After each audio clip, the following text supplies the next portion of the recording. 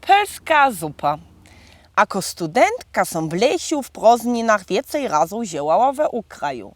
Najczęściej w niemskiej, czasy w engelskiej a szwajcarskiej.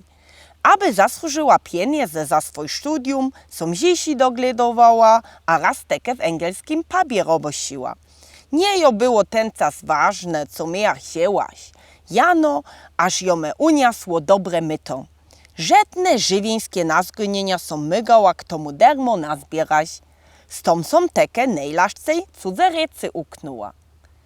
Raz som bydliła we familii w Mnichowie, któraż jo miała reszaku z Polskeje, Elu.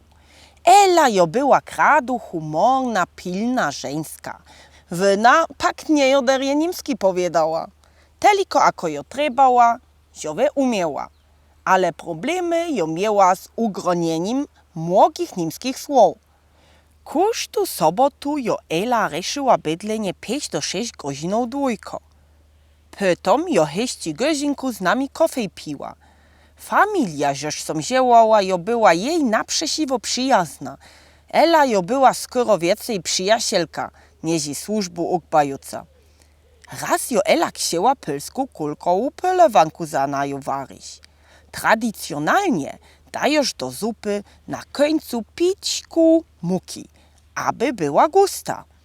Ela nie jo wiedziała, że jo muka. Jo se przaszała gospodzy Moniki. Wo ist Müll?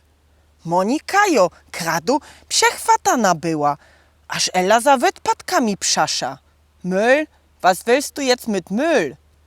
Müll brauchen, für Suppe, jo Ela we łamanej niemszczynie ujasniła. Ja som to słyszała, a se domysliła, aż Ela w ocy widnie nieco drugo mieni, ale wopak groni. Treba szmuku albo wypadki, Mehl oder Müll. To jo rozdzielka zienia noc, som se przaszała Ele na polsko-niemskim.